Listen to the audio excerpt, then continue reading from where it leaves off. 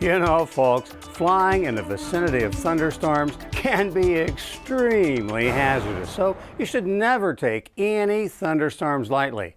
That means avoiding thunderstorms is the best policy. So let's you and I talk about the do's and don'ts of avoiding thunderstorms. First of all, you don't want to land or take off towards an approaching thunderstorm because there's a passing gust front coming with that thunderstorm in many cases, and the turbulence caused by that passing gust front could make you lose control. So if there's no way to safely get around the thunderstorm, the best policy is simply stick it out on the ground, because you don't want to attempt to fly through or under a thunderstorm, even if you can see through to the other side, because there's turbulence and wind shear there that could be hazardous. Also, you don't want to fly anywhere under the anvil of a thunderstorm. Even though you're clear of clouds, there still is a potential for severe and extreme turbulence here. So it's a good practice to avoid a thunderstorm by at least 20 miles. And that's also true regarding the anvil of thunderstorms.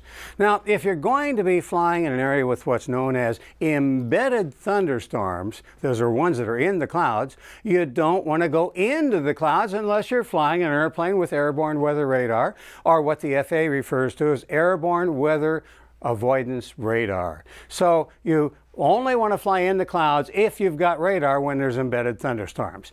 And that can help you identify those embedded thunderstorms hiding in the clouds. However, it's important to know that weather radar does not show you clouds, it only shows you precipitation. So what that means to you is it provides you no assurance that you'll stay out of instrument weather conditions. Now, if you are flying in an area with thunderstorms, it's always a good idea to ask air traffic control for help avoiding those thunderstorms. And if you do decide you want to divert around a thunderstorm, you need to ask them for approval for a deviation, because they're managing traffic and you can cause problems for them. And you don't want to assume that air traffic control will be able to provide separation from a thunderstorm. And that's because of the limitations of air traffic control radar and frequency congestion. Those things might limit the controller's ability to give you the help that you think you're going to be getting.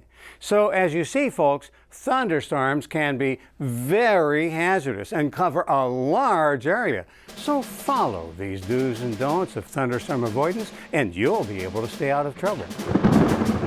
Say, what's that rolling in? Cut!